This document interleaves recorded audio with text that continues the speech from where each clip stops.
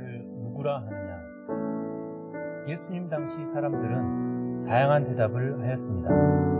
세례 요한, 엘리야, 예레미야, 선지자 중 하나. 오늘은 더 다양한 대답을 하고 있습니다. 모두 자신이 원하는 답을 하기 때문입니다. 오늘 영적인 암흑기를 맞이하게 된 주 원인입니다. 너희는 나를 누구라 하느냐? 질문하는 분이 원하는 답을 해야 합니다. 믿는 개인과 교회가 반드시 해야 할 대답이 있습니다. 사도신경입니다. 사도신경은 성경 전체의 요약입니다. 교리의 핵심입니다. 신앙의 전통적 유산입니다. 너희는 나를 누구라 하느냐? 이 물음에 답을 하기 위해 사도신경을 공부합니다. 사도신경을 공부함으로 사도들이 순종한 발자취를 따르고 모든 믿는 자와 모든 교회가 똑같이 고백하는 신앙을 내 입으로 고백하게 됩니다.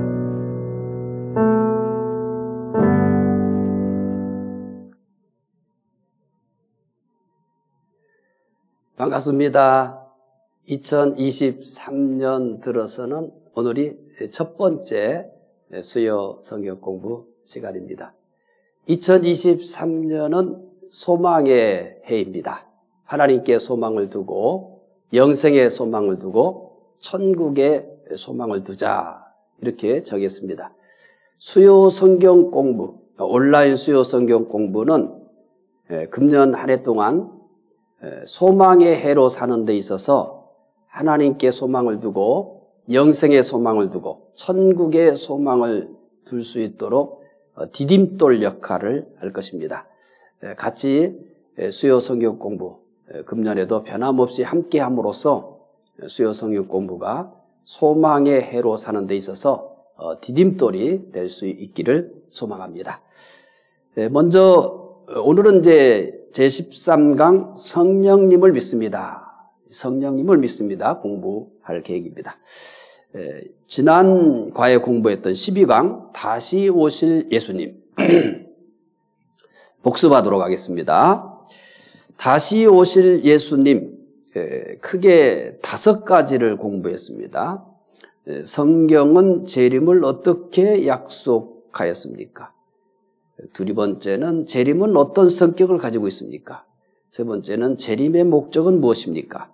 네 번째, 재림은 언제 이루어집니까? 다섯 번째는 재림을 어떻게 준비해야 합니까? 이런 5가지 주제를 가지고 공부했습니다.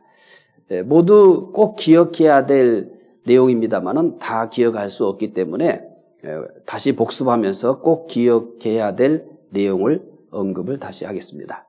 첫 번째, 성경은 재림을 어떻게 약속하였습니까? 첫째는 예수님께서 직접 재림을 약속하셨습니다. 첫 번째는 모든 복음서에서 재림을 약속합니다. 두 번째는 요한계시록에서 재림을 직접 약속하셨습니다. 그 다음 두 번째, 천사가 재림을 또 증거합니다. 세 번째는 이제 사도들이 재림을 증거합니다. 사도들이 재림을 증거한 증거들을 보여드리면요. 첫 번째는 바울이 예수님의 재림을 증거했습니다. 두 번째는 베드로가 예수님의 재림을 증거하였습니다. 세 번째는 요한이 예수님의 재림을 증거하였습니다. 네 번째는 시브리서에서 예수님의 재림을 증거하였습니다. 성경은 재림을 어떻게 약속했느냐라고 하는 주제를 이렇게 간략하게 다시 복습했습니다. 두 번째입니다. 재림은 어떤 성격을 가지고 있습니까? 재림은 어떤 성격을 가지고 있느냐? 기억을 꼭 하셔야 될 부분입니다. 사이비 집단이 가장 많이 다루고 있는 것이 뭐냐면 예수님의 재림입니다. 예수님의 재림과 관련되어서 시한부 종말론이라는 것은 예수님은 언제 어느 때 재림한다. 심지어 장소까지도 얘기하는 경우가 있습니다. 이것은 고민할 것 없이 무조건 잘못된 겁니다. 자, 재림은 어떤 성격을 가지고 있습니까? 기억을 해 두시면 좋겠습니다. 첫째, 예수님의 재림은 우주적이면서 개인적인 사건이다. 그러니까 재림의 성격입니다. 온 우주가 다 경험할 수 있지만 그러면서도 개인적으로 경험하게 되는 그런 사건이다. 아주 중요한 특징입니다. 두 번째, 예수님의 재림은 육적으로 임하십니다. 시한부 종말론자들이 주로 많이 사용하는 방법이 뭐냐면 예수님 재림을 약속하고 재림이 임하지 않으면 이렇게 둘러댑니다. 영으로 재림했다. 영으로 재림했다. 예수님의 재림은 육체로 임하십니다. 육체로 임하십니다. 세 번째, 눈으로 볼 수 있게 임합니다. 육체로 임하니까 당연히 눈으로 볼 수 있습니다. 네 번째, 구름 타고 오십니다. 여기에 구름에 대해서도 우리가 지금 현재 보고 있는 일반적인 구름이 아닙니다. 오해하지 마십시오. 다섯 번째, 천사와 함께 오십니다. 여섯 번째, 영광 중에 오십니다. 자, 두 번째, 재림의 성격을 기억해 주셔야 되겠고요. 세 번째, 재림의 목적. 재림의 목적. 왜 재림하느냐? 중요하지 않겠습니까? 예수님 왜 재림하느냐? 재림에 대한 이야기를 하면서도 왜 재림하는가? 그 예수님의 재림의 목적을 모르면 곤란하죠? 재림의 목적 세 가지입니다. 첫째, 심판하기 위해 재림합니다. 두 번째, 구원의 완성을 위해 재림합니다. 자, 우리가 구원을 받았는데 뭔 구원의 완성입니까? 이렇게 얘기할 수 있어요. 이미 구원을 받았는데 아직 구원이 완성이 안 됐어요. 이미 구원 받았습니다. 그런데 아직 구원이 완성되지 않았어요. 그 사이에 지금 우리가 끼어 있는 거예요. 그래서 예수 믿어서 구원 받았다고 하는데 죽지 않습니까? 구원 받았지만 아직 완성이 안 된 거예요. 그래서 예수 믿어서 구원 받았는데 죽는 거예요. 그러면 구원의 완성이라는 것은 영원히 죽지 않는 겁니다. 그래서 예수님 재림하실 때 그 이전에 죽은 자들은 부활을 해요. 살아있는 자는 변화돼요. 그래서 구원이 완성이 되는 겁니다. 그런 관계를 잘 이해하셔야 됩니다. 구원의 완성이고요. 세 번째, 역사를 완성하기 위한 겁니다. 역사를 완성하기. 가장 중요한 것은 이 역사는 하나님의 역사입니다. 하나님께서 성경에 약속한 내용들, 그리고 하나님의 통치, 이런 부분에 대한 완성이다. 이렇게 보시면 됩니다. 성경에는 하나님의 통치에 대해서, 하나님의 계획에 대해서 많이 말씀되어 있어요. 예언되어 있어요. 이런 역사들이 언제 완성되느냐? 예수님께서 재림하심으로써 완성이 됩니다. 네 번째, 재림은 언제 이루어집니까? 재림의 시기도 이건 어려운 게 아니니까요. 여러분 꼭 기억을 해 두시면 아마 이미 기억하고 계시리라고 봐요. 첫 번째, 예수님의 재림은 아버지만 아십니다. 예수님의 재림은 아버지만 아십니다. 왜 이렇게 했냐면 강조입니다. 그러니까 예수님의 재림을 사람들에게 이렇다 저렇다 알려주거나 또 알 수 있다거나 이런 차원이 아니라는 거예요. 그래서 아예 제한을 해버렸어요. 예수님의 재림은 아버지만 안다라고 이렇게 제한을 한 거예요. 이렇게 성경이 제한된 것이 성경이 가장 1순위인 거예요. 그런데 누구에게 예수님의 재림을 알려주거나 이건 불가한 겁니다. 왜냐하면 성경이 아버지만 아신다라고 이미 성경이 제한을 해버린 거예요. 그러니까 성경이 어떤 판단의 1순위가 뭐냐면 성경입니다. 그러니까 성경이 이미 아버지만 아신다라고 제한을 해버린 거예요. 예수님의 재림은. 그러니까 누구 특정인에게 재림을 알려주거나 특정인이 재림을 알 수 있는 것은 불가한 겁니다. 자, 두 번째, 예수님은 노아 홍수 때와 같이 재림하십니다. 이것도 마찬가지예요. 아버지만 아신다.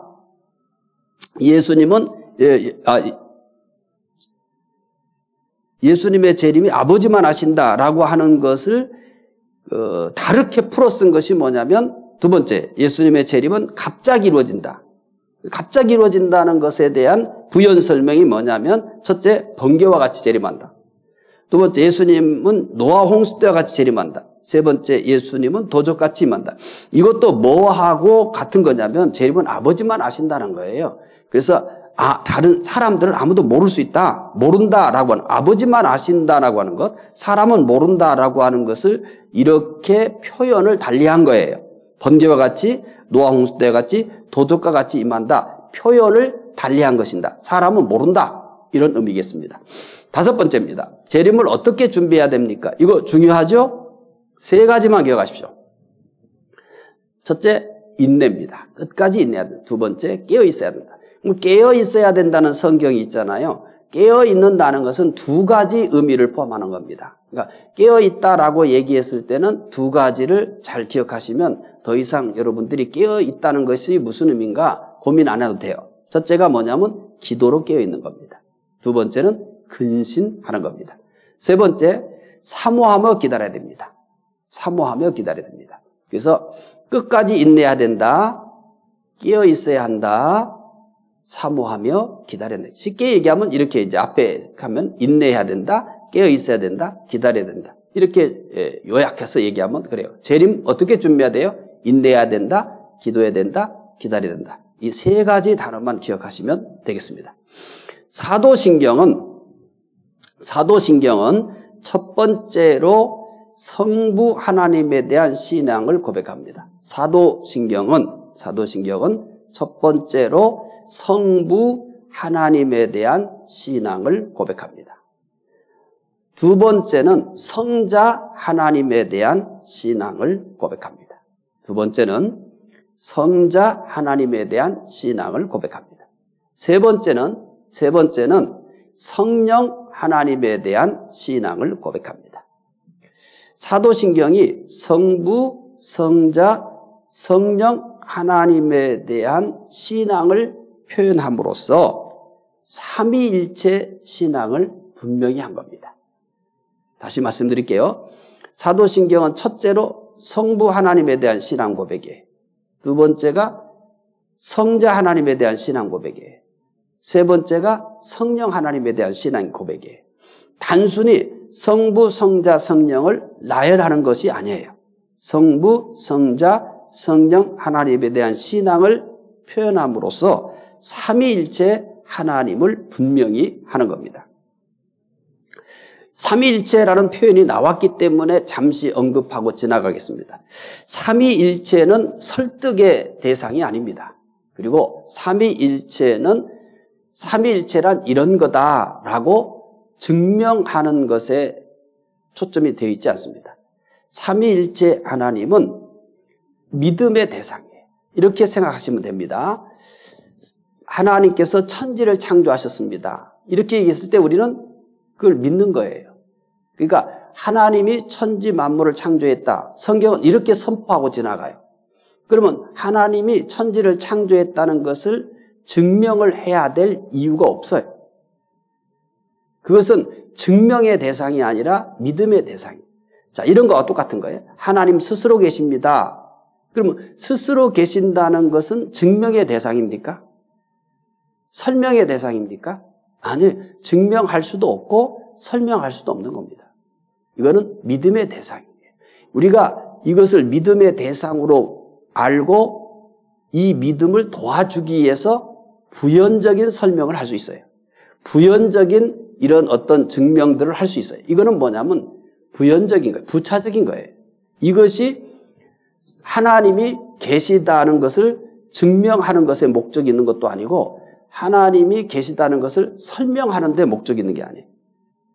하나님이 스스로 계신다라고 했을 때는 그거를 믿는 거예요. 근데 믿은 후에 이 믿음을 견고히 하기 위해서 여러 하나님이 스스로 계신다는 여러 설명들이 가능해요. 또 이게 절대적이지는 않지만 부차적으로 어떤 증거들을 댈 수 있어요.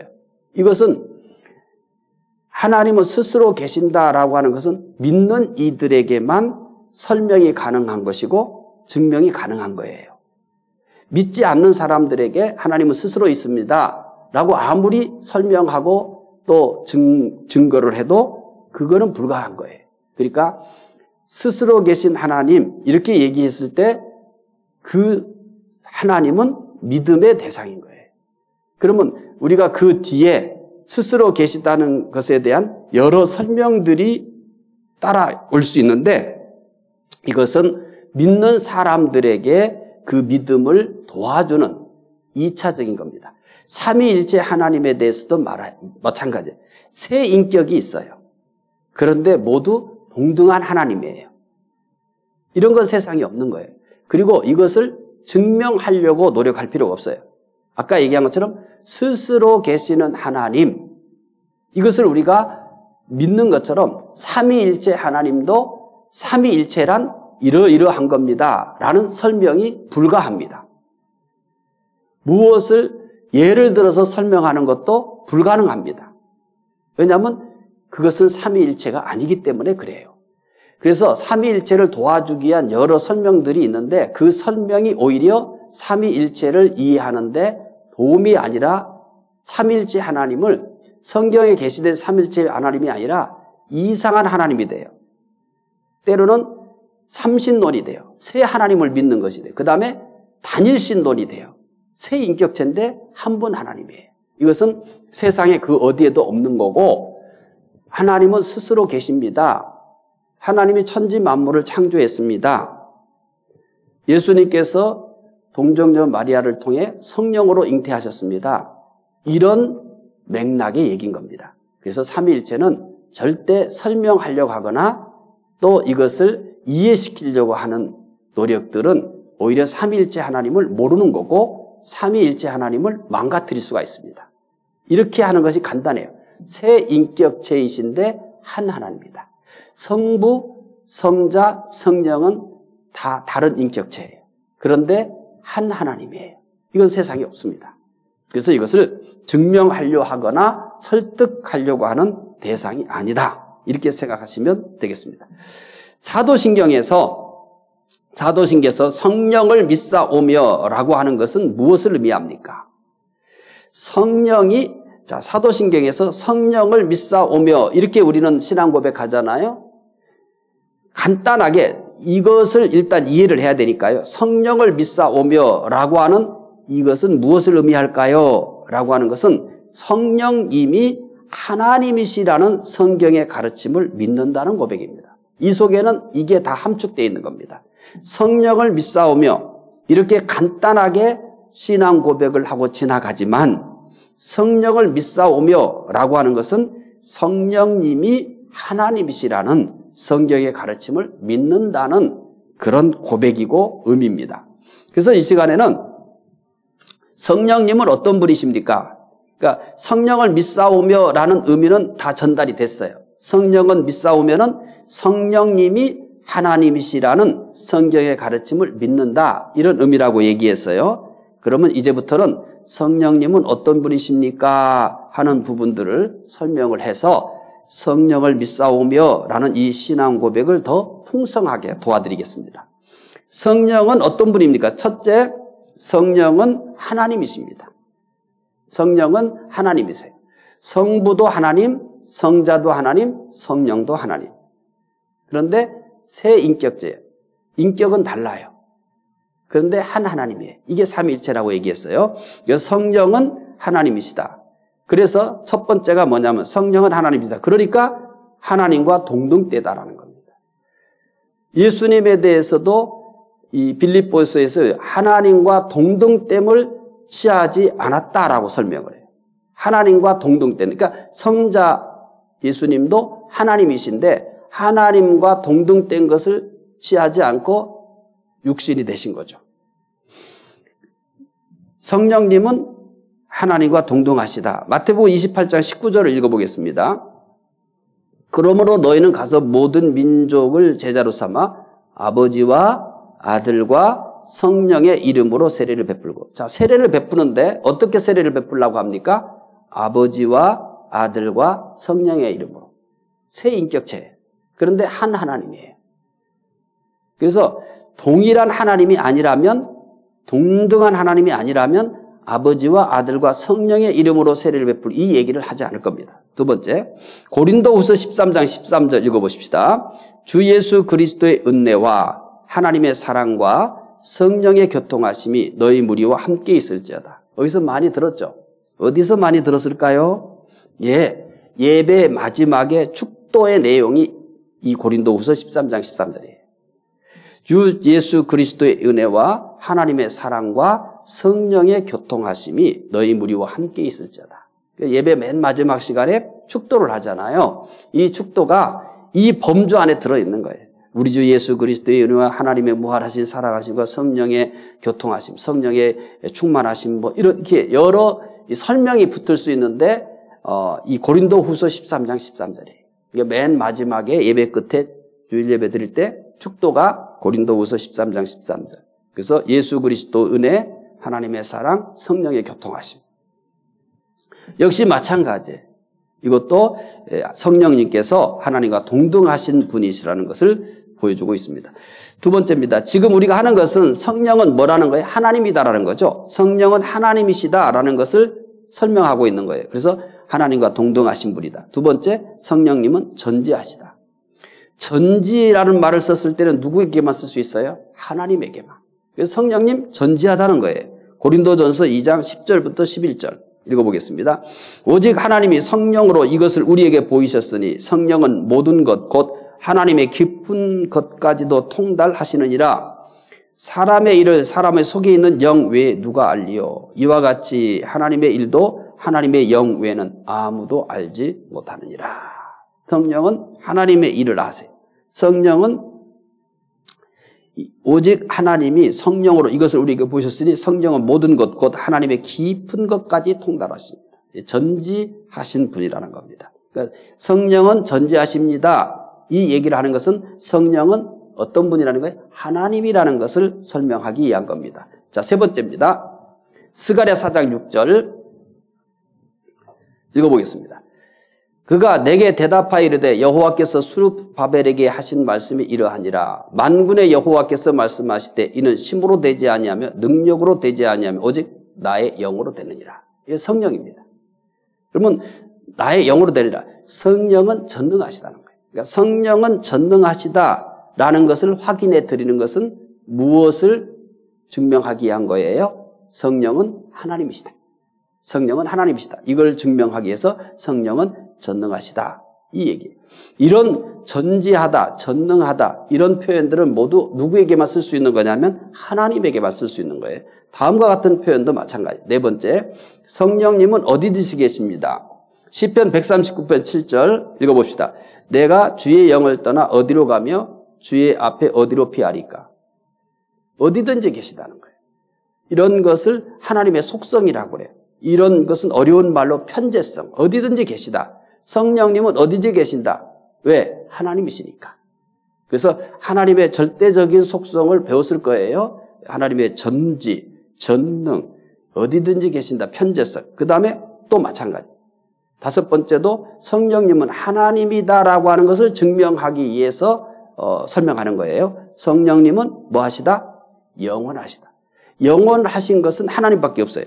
히브리서 9장 14절 읽어봅시다. 하물며 영원하신 성령으로 말미암아. 어떤 성령이에요?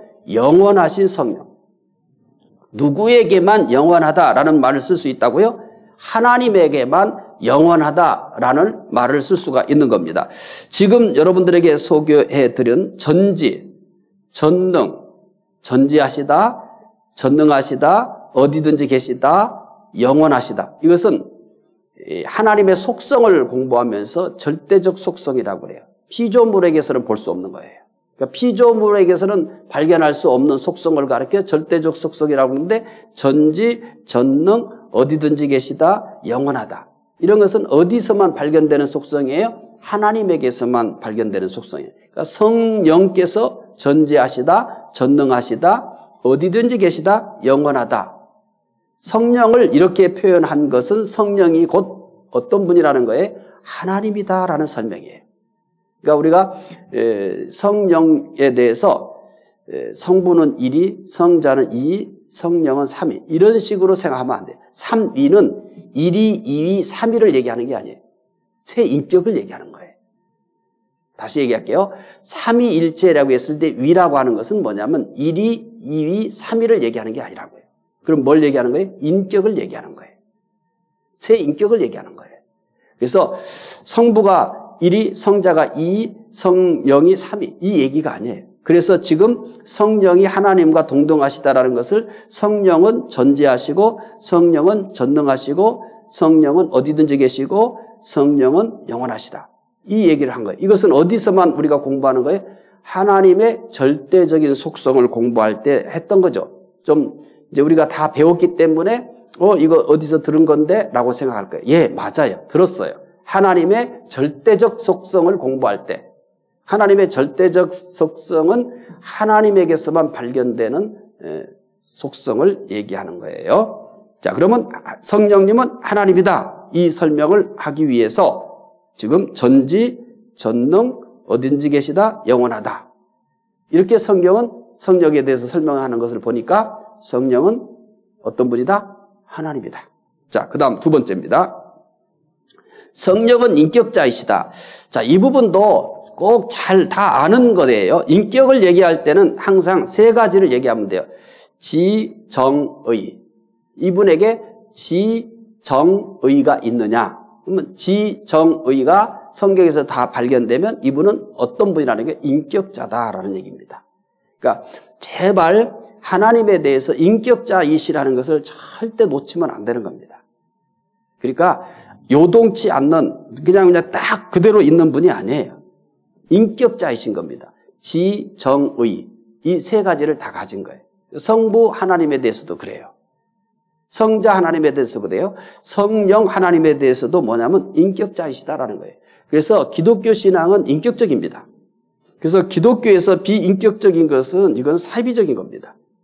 그러니까 우리의 신앙 행태도 그렇고 교회 안에서 신앙생활하는 것도 그렇고 우리가 사회생활하는 것도 그렇고 기독교인만큼 인격적인 존재는 없어야 되는 겁니다. 우리가 믿는 하나님은 인격자이시기 때문에 그래요. 그래서 인격을 논할 때 기독교인만큼 인격적인 사람들은 없어야 되는 겁니다. 그런데 기독교인이면서 특히 어떤 하나님을 믿어요? 인격자이신 하나님을 믿는 겁니다. 어떤 하나님을 믿는다고요? 인격자이신 하나님을 믿는 겁니다. 가장 완전한 인격자이신 하나님.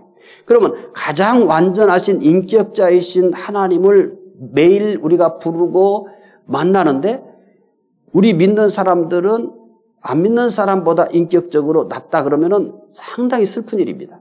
내가 하나님을 부를 때 그냥 신적인 존재만을 얘기하는 게 아니에요. 가장 인격적인 분을 만나는 겁니다.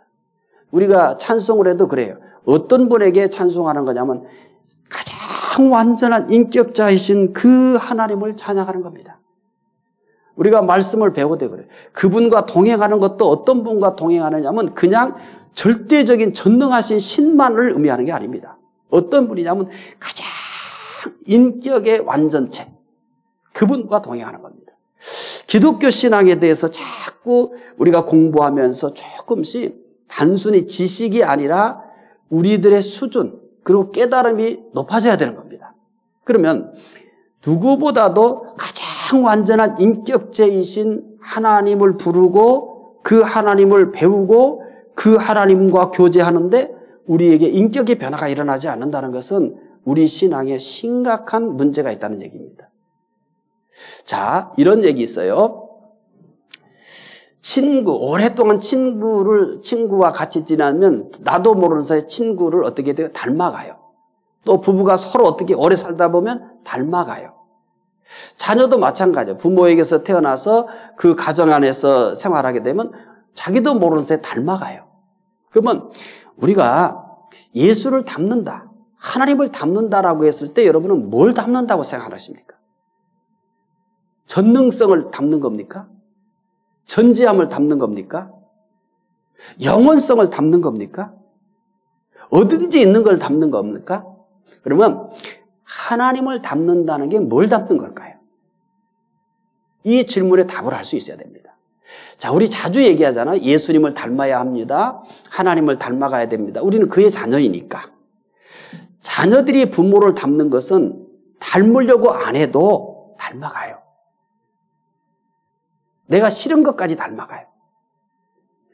그러면 사실은 가족들과 함께 있는 시간보다 누구와 함께 있는 시간이 더 많으냐면 하나님과 함께 하는 시간이 더 많아요.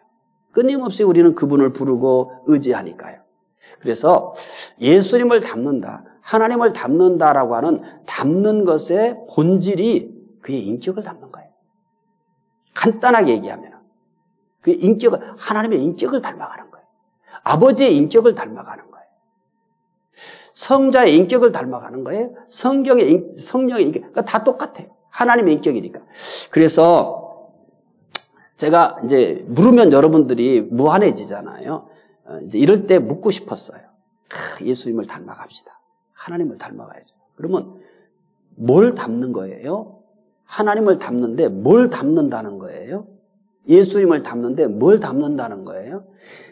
성경에 많은 예수님의 아름다운 모습들이 있어요. 그걸 함축해서 하나님에 대해서 굉장히 성경은 많은 설명을 해요. 근데 딱 함축하면은 이거예요. 그의 인격을 닮는 거예요. 부모의 인격을 닮듯이, 친구가 서로 닮아가듯이. 그래서 예수님을 닮는다, 하나님을 닮는다. 이 얘기는 뭐 예를 들어서 거룩성을 얘기하기도 하고 사랑을 얘기하기도 하고, 그게 다 어디에 들어있는 거예요? 인격인 거죠.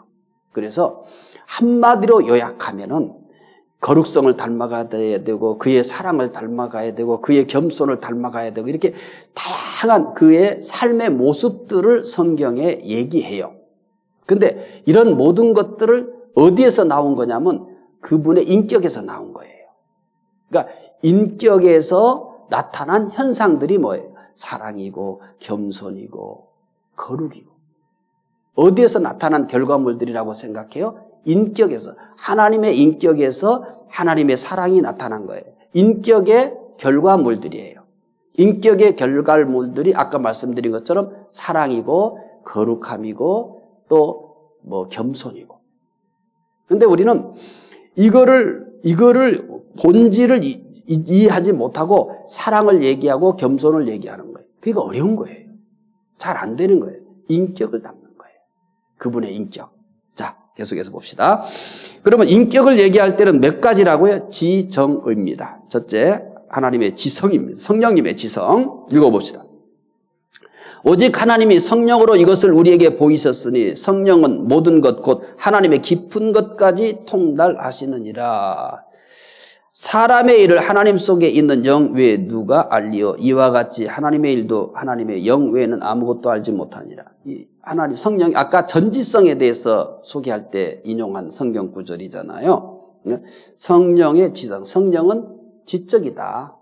안다라는 거예요. 지적이다. 그 다음에 에베소 4장 30절 읽어봅시다. 하나님의 성령을 근심하게 하지 말라. 뭐하게 하지 말라고요? 근심하게 하지 말라. 이건 뭘 가지고 있다는 거예요? 성령님이 감성을 가지고 있다는 겁니다. 그냥 전능하신 신성만을 얘기하는 게 인격적. 그래서 하나님은 인격적으로 만나자는 말을 많이 써요. 인격적으로 만나. 인격적인 교감. 이게 인격자이시기 때문에 그래요. 로마서 8장 26절. 이게 이제 잘 보셔야 돼요. 이와 같이 성령도 우리의 연약함을 도우시나니 우리는 마땅히 기도할 바를 알지 못하나 오직 성령이 말할 수 없는 뭘로요? 탄식으로. 감성을 가지고 있어요. 성령님도 근심해요. 성령님도 탄식이에요. 이건 뭐냐면 성령님께서 감성을 가지신 분이다. 요즘 시대를 감성 시대라고 그래요. 그래서 목회도 감성 목회 쪽으로 이제 제 나머지 시간들을 이제 감성 목회 쪽에다가 초점을 맞춰서 목회를 할 계획이에요. 그렇게 가고 있어요. 그러니까 그러면 이 감성 목회가 어디에서 많이 나타나요? 설교에서도 이 감성이 많이 담아놔야 되고요. 우리가 사역의 현장 속에서 리더나 또 이 교사나 팀장이나 이 모든 분들이 어디에 초점을 맞췄어야 되면 이성적으로 해서는 지금은 안 통하는 거예요. 사람을 못 움직여요. 논리적으로는 못 움직이는 세상이 되어버렸어요. 그래서 감성 시대이기 때문에 감성적인 사역을 해야 돼요. 이 부분은 언젠가 다시 언급을 하겠습니다만은, 그래서 성령님은 감성이시다.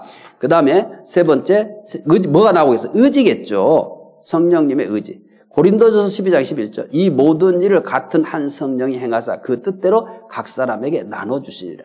은사에 대해서 성령께서 그의 뜻대로 나눠주는다는 거예요. 그러니까 우리가 은사에 대해서 내게 있는 은사를 잘 활용하도록 기도할 수는 있어요. 그러니까 은사는 누가 주시는 거냐면 거기 보니까 그의 뜻대로. 성령 하나님께서 성령 하나님의 뜻대로 각 사람에게 은사를 나눠주는 거예요. 그러니까 은사는 그래서 높고 낮음이 없는 거예요.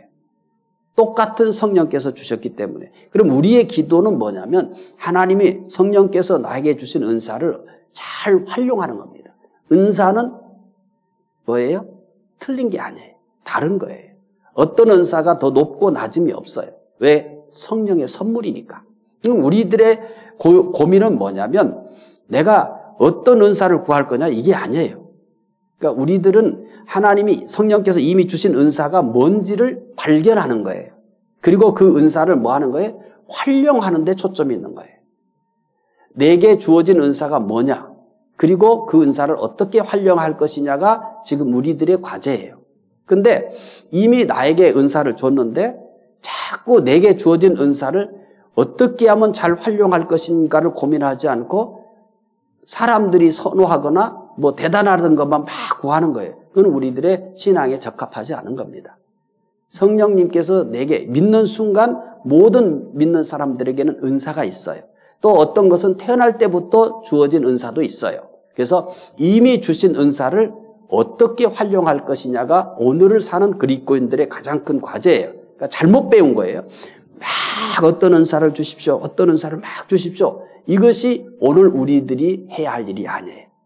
우리들이 해야 할 일은 이미 하나님께서 내가 태어날 때부터 주신 것도 있고 믿은 후에 주신 것도 있을 수 있어요. 그래서 이미 성령께서 나에게 은사로 주신 것을 발견하는 것과 그리고 그 은사를 잘 활용하는 것이 우리가 해야 할 일이에요. 마지막 성령님의 의지입니다.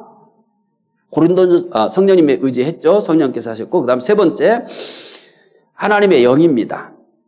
하나님의 영. 성령님은 어떤 분이냐라고 하는 것에 대해서 얘기하는 거예요. 성령님은 하나님과 동등가다. 성령님은 인격자이시다. 그리고 세 번째 하나님은 하나님의 영이다. 이 얘기를 하는 거예요. 로마서 8장 9절. 만일 너희 속에 하나님의 영이 거하시면 너희가 육신에 있지 아니하고 여기에 어떤 얘기가 있어요? 하나님의 영이 있죠. 만일 너희 속에 하나님의 영이 거하시면 이 하나님의 영은 성령님을 얘기하는 겁니다. 로마서 8장 10절 또 읽읍시다. 무릇 하나님의 영으로 인도함을 받는 사람은 곧 하나님의 아들. 여기서도 하나님의 영이라는 것은 성령을 얘기하는 겁니다. 또 고린도전서 2장 11절부터 12절 사람의 일을 사람의 속에 있는 영 외에 누가 알려? 이와 같이 하나님의 일도 하나님의 영 외에는 아무도 알지 못하느냐. 여기서도 하나님의 영은 뭘 얘기하냐면 성령을 얘기합니다. 자, 그래서 성령은 하나님의 영이다. 이렇게 얘기해. 하나님의 영이다. 또 성령은 이렇게도 얘기해. 같은 하나님이기 때문에 동등하신 분이기 때문에 그래요. 자, 로마서 8장 9절 또 읽어봅시다. 만일 너희 속에 하나님의 영이 계시면 너희가 육신에 있지 않냐고 영에 있나니 누구든지 그리스도의 이제 하나님의 영을 뭘로 바꿔요? 그리스도의 영으로 바꿔요. 그리스도의 영. 이거는 뭐냐면 성령은 그리스도의 영이기도 하다. 그러니까 삼위일체인 거예요. 그리스도의 영이기도 하다. 또 갈라디아서 4장 6절 봅시다. 너희가 아들임으로 하나님이 그 아들의 영, 이 아들의 영은 누구를 얘기하냐면 성령을 얘기하는 거예요. 성령을 얘기하는 거예요. 그러니까 영이라는 말을 쓸 때는 누구를 얘기하는 거예요? 성령을 얘기하는 거예요. 하나님의 영이든 그리스도의 영이든 아들의 영이든 그건 어떤 인격체를 얘기하냐면 성령을 얘기하는 겁니다. 자, 그 다음에 또 성령은 어떤 분인가? 진리의 영이에요. 요한복음 14장 16절부터 17절. 내가 아버지께 구하게 했으니 그가 또 다른 보혜사를 너에게 주사 영원토록 너희와 함께 있게 하리니 그는 진리의 영이라. 세상은 능히 그를 받지 못하니 이는 그를 보지도 못하고 알지도 못함이라. 그러나 너희는 그를 아나니 그는 너희와 함께 거하시며 또 너희 속에 계시며. 성령을 진리의 영이라고 그래요. 그래서 진리의 영은 이분의 사역을 또 포함하고도 있기도 해요. 그러니까 성경은 누가 기록했어요? 성령이에요. 그 이유는 진리의 영이기 때문에. 그럼 오늘날에 있어서 이 성경과 관련돼서 우리는 이 오늘날의 예언이라고 얘기하는 것은 뭐냐면 성경을 깨닫게 해주는 조명의 은사예요. 성령이 성경을 기록했어요. 성령이 성경을 기록했기 때문에 성경을 깨닫게 해주시는 것도 성령이에요. 그것을 뭐라고 얘기하냐면 조명이다. 조명이다. 그러니까 기록된 말씀의 뜻을 깨닫게 해주시는 거예요. 그게 성령께서 하시는 조명이다. 표현은 그 역할을 조명이다. 그러니까 어두운 곳에 빛을 비추면 빛을 비추는 게 조명이라고 그러잖아요. 그러니까 성경을 잘 볼 수 있도록 깨닫게 해주도록 성령께서 역사하시는 건데 그게 조명이에요. 그러니까 오늘날에 있어서 예언은 가장 중요한 것이 예언의 핵심이 뭐냐면 기록된 성경 말씀을 깨닫도록 성령이 조명해 주는 거예요. 이게 오늘날에 있어서 예언의 가장 핵심이에요. 예언의 은사다라고 하는 것은 오늘날에 있어서 예언의 은사는 어떻게 이해되는가라고 했을 때 이미 기록된 말씀을 깨닫도록 성령께서 조명해 주시는 거예요. 이게 오늘날에 사용하는 예언이라는 것에 대한 핵심, 예언의 은사의 핵심 요체예요. 그러니까 예언의 은사, 자 여러분에게 예언의 은사가 있다라고 얘기했을 때 그 예언의 은사의 핵심이 뭐냐? 기록된 성경 말씀의 뜻을 잘 이해할 수 있도록 성령께서 조명해 주시고 그것을 성도들에게 가르치는 거예요. 예언의 은사 해가지고 성경 기록 이전의 시대처럼 어떤 이상한 말을 듣거나 이상한 소리를 듣거나 이상한 것을 보는 것으로 자꾸 몰고 가면 안 돼요. 그건 주관적인 거예요. 그래서 그것은 믿지 않아도 괜찮아요. 지금 오늘날에서 당신은 예언의 은사가 있습니다라고 하는 객관적인 설명은 뭐냐면 기록된 성경을 정확하게 깨닫고 그 깨달은 말씀을 전달하는 거예요. 그럼 그게 누가 하냐? 성령께서 조명해 주시는 거예요. 조명의 은사. 조명의 은사를 통해서 기록된 말씀을 잘 이해하고 그 이해한 말씀, 깨달은 말씀을 잘 전달하는 거예요. 그러면 목사들에게는 반드시 필요한 것이 뭐냐면 이 예언의 은사예요. 그러면 예를 들어서 제가 하나님께서 저에게 예언의 은사를 주셨어요. 이렇게 얘기하면 성도들은 100% 어떻게 얘기하냐면 저 목사는 뭐 이상한 소리를 듣는구나. 이상한 것을 보는구나. 이렇게 다 이해를 해요. 그래서 저는 한 번도 우리 성도들에게 저는 하나님이 예언의 은사를 주셔서 이 말을 안 해요. 근데 그냥 저는 개인적으로 하나님께서 이 예언의 은사를 주셔서 지금까지 목회 사역을 감당하게 했다. 개인적으로만 이렇게 생각하는 거예요. 왜냐하면 성도들이 제대로 이 예언의 은사가 뭔지 실체를 모르는 거예요. 그래서 예언의 은사가 꼭 필요해요. 목회자는, 설교자는 반드시 예언의 은사가 필요한 거예요. 그래서 이 하나님께서 성령의 조명을 통해서 말씀을 바로 깨닫고 그 말씀을 전하는 거예요. 이 예언의 은사가 없으면 결국 주변에 있는 설교집이나 그 다음에 또 주석책이나 신학책들을 그대로 보고 그냥 그것들을 얘기하는 거죠. 그건 예언의 은사가 없는 겁니다. 예언의 은사는 이런 보조자들이 보조 자료들, 신학책이라든지 주석이라든지 연구서들, 어떤 성경책에 대한 연구서들을 참고를 해요. 그런데 참고예요. 이것들이 정말 깨닫게 해주시는 것은 뭐냐면 이것들이 있더라도 똑같은 게 아니에요. 성령께서 조명하셔서 깨닫게 해주셔야 오늘 이 본문과 가장 적합한 그런 말씀들을 전할 수 있어요. 그 다음에 이제 마지막이에요. 성령님에 대한 다양한 표현. 이거 왜 돼요? 이런 표현들은 성령님을 두고 얘기하는 거예요. 그래서 굉장히 다양하게 나와 있는데 제가 몇 가지 소개해 드릴게요. 첫째, 성령님에 대한 다양한 표현. 첫째, 여러분이 제일 많이 알고 있는 것 중에 하나가 첫째, 비둘기예요. 마태복음 3장 16절 이렇게 얘기하죠. 읽어봅시다. 예수께서 세례를 받으시고 곧 물에서 올라오실 때 하늘이 열리고 하나님의 성령이 뭐같이? 비둘기같이. 성령을 뭐에 빗대었어요? 비둘기 같다고 얘기한 거예요. 그러니까 비둘기같이. 그래서 비둘기 같은 성령 이렇게 얘기해요. 성령에 대한 다른 이름이 비둘기 같다, 비둘기다 이렇게 얘기했어요. 그 다음에 또 바람이 있어요. 사도행전 2장 1절부터 2절 오순절 날이 이미 이르매 그들이 다 같이 한 곳에 모였더니 호련히 하늘로부터 급하고 강한 바람 같은 소리. 바람이 성령이 아니에요. 성령을 설명하는 거예요. 성령이 어떻게 임했다는 거예요? 강한 바람같이. 그럼 예수님에게 성령이 임할 때는 어떻게 얘기했지? 비둘기같이. 성령을 설명해 주는 표현들이에요. 성령을 이해하는데 왜냐하면 실존하는 존재이기 때문에. 근데 영이잖아요. 영인데 실존하는 거예요. 그러면 영적인 영인데 실존하기 때문에 그거를 가시적인 것으로 설명해요. 영은 가시적이지 않아요. 성령은 눈으로 볼 수 없어요. 눈으로 볼 수 없는데 실존합니다. 그러니까 볼 수 없지만 내가 여기 있는 것보다 더 분명하게 존재해요. 그것을 가시적으로 느낄 수 있도록 표현한 거예요. 그래서 예수님에게 성령이 임할 때는 뭐 같다고 하니 비둘기 같다는 표현을 썼어요. 비둘기가 성령이 아니고 성령이 영인데 가시적인 것을 빗대어 비둘기같이 임했다 이렇게 표현한 거고, 바람이 성령이 아니에요. 그러니까 성령은 영적인 존재인데 실존하는 거예요. 그래서 이 오순절에 임한 성령은 어떻게 임했다 하면 강한 바람 같은 소리가 있었다. 그러니까 성령 영적인 존재인데 영적인 존재는 실존합니다. 이거를 가시적인 것으로 빗대어 설명을 하고 있는 거예요. 또 봐요. 사도행전 2장 3절. 마치 불의 혀처럼 갈라지는 것들이 그들에게 보여 각 사람 위에 하나씩 임하여. 불이 성령이 아니에요.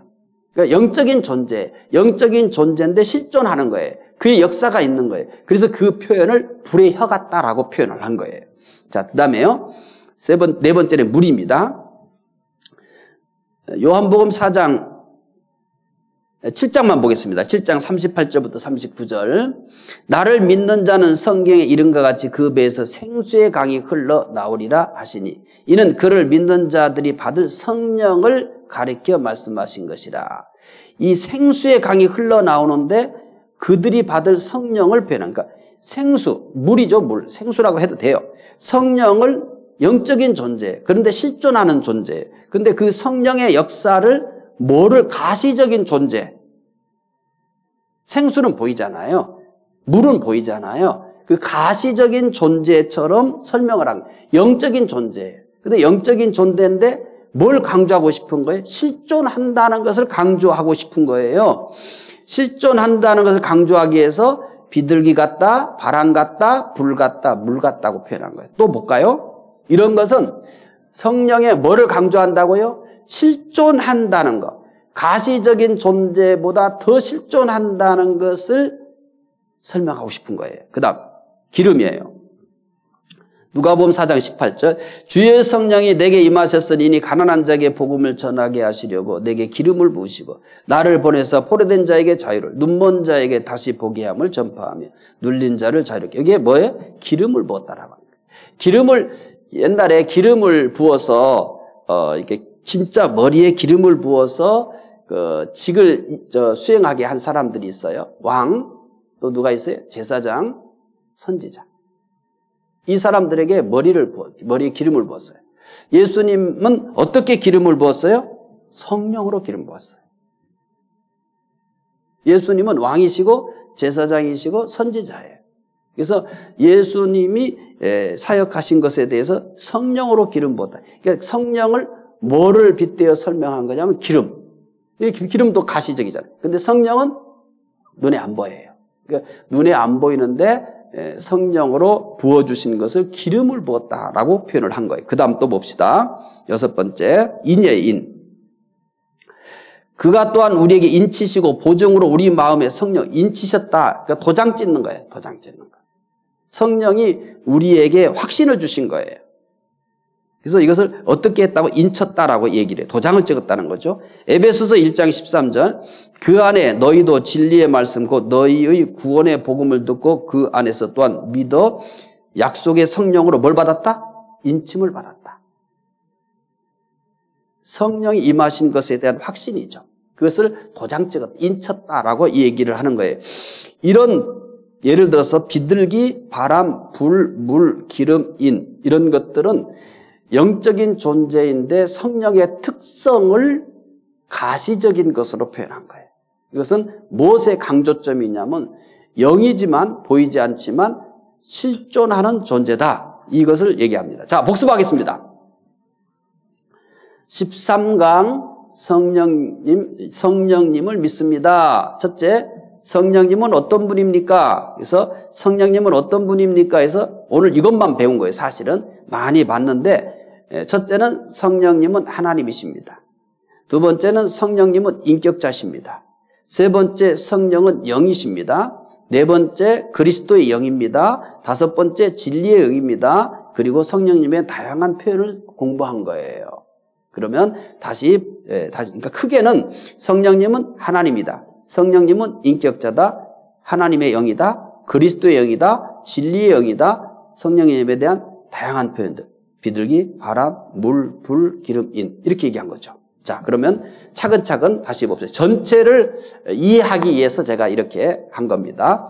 성령님은 어떤 분인가? 첫째, 성령님은 하나님입니다. 성령님이 하나님이신 것을 증거하는 것은 하나님과 첫째 동등대다. 그 다음에 성령님은 전지, 성령님은 전능, 성령님은 어디든지 계신다. 성령님은 영원하다. 이것은 하나님의 속성을 공부할 때 절대적 속성이에요. 비조물에게는 없는 거죠. 그러니까 성령님에게도 이런 속성이 있는 거예요. 왜? 하나님이니까. 두 번째, 성령님은 인격자이다. 아주 중요한 거잖아요. 성부 하나님도 인격자라고 그래요. 성자 하나님도 인격자라고 해요. 성령 하나님도 인격자예요. 그래서 우리가 기독교인은 가장 인격적이어야 돼요. 기독교 신앙 자체가 인격적인 신앙이에요. 샤머니즘적인 게 아니에요. 꼭 기억하셔야 돼요. 기독교의 세상의 종교 중에 가장 인격적인 게 어떤 종교냐? 기독교예요. 왜 그러냐? 우리가 믿는 하나님은 인격자이시기 때문에. 그래서 성령님은 인격자다. 그래서 인격을 얘기할 때는 지정의가 있어야 되겠죠. 첫째, 성령님은 지성, 성령님의 감성, 성령님의 의지를 확인해 드렸습니다. 그 다음에 성령님은 하나님의 영이에요. 그리고 성령님은 그리스도의 영이에요. 그리고 성령님은 진리의 영이에요. 그리고 성령님에 대한 다양한 표현들이 어떻게 표현됐다고 그랬어요? 성령은 영적인 존재인 거죠. 근데 영적인 성령님의 특성을 반영하면서 실존한다라는 것에 강조점이 있다고 보면 돼요. 그래서 비둘기, 바람, 불, 물, 기름, 인. 이렇게 가시적인 존재로 성령님을 표현했어요. 그래서 뒤에 뭐 같다라고 얘기를 해요. 이것은 성령님의 특성을 반영하면서 성령님은 영적인 존재이지만 분명히 실존한다라는 것에 강조점이 있다. 이렇게 생각하시면 되겠습니다. 오늘 성령님을 13과 성령님을 믿습니다에서는 오늘 공부한 건 한 가지입니다. 성령님은 어떤 분이십니까? 기도하겠습니다. 하나님 감사합니다. 오늘 우리 시대는 성령님의 시대입니다. 성령님을 잘 알고 성령 의존적, 성령님과 동행하는, 그러면서 성령님의 인격을 닮아갈 수 있는 그런 그리스도인들이 되게 해 주시옵소서. 감사하며 예수님 이름으로 기도드리옵나이다. 아멘.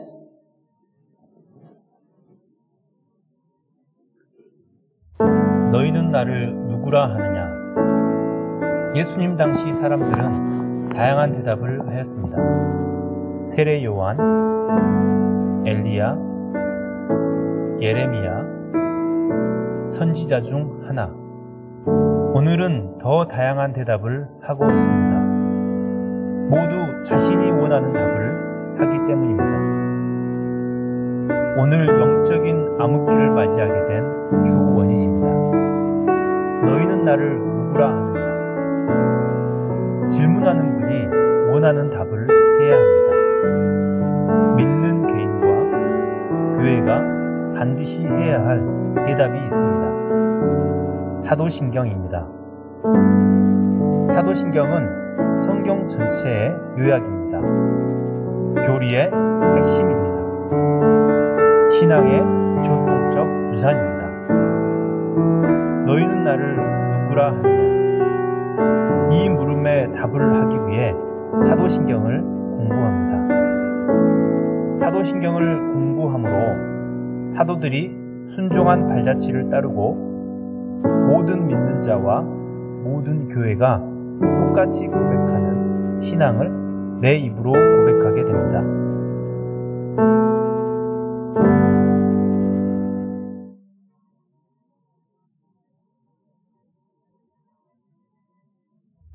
너희는 나를 누구라 하느냐? 예수님 당시 사람들은 다양한 대답을 하였습니다. 세례 요한, 엘리야, 예레미야, 선지자 중 하나. 오늘은 더 다양한 대답을 하고 있습니다. 모두 자신이 원하는 답을 하기 때문입니다. 오늘 영적인 암흑기를 맞이하게 된 주 원인입니다. 너희는 나를 누구라 하느냐? 질문하는 분이 원하는 답을 해야 합니다. 믿는 개인과 교회가 반드시 해야 할 대답이 있습니다. 사도신경입니다. 사도신경은 성경 전체의 요약입니다. 교리의 핵심입니다. 신앙의 전통적 유산입니다. 너희는 나를 누구라 하느냐? 이 물음에 답을 하기 위해 사도신경을 공부합니다. 사도신경을 공부함으로 사도들이 순종한 발자취를 따르고 모든 믿는 자와 모든 교회가 똑같이 고백하는 신앙을 내 입으로 고백하게 됩니다.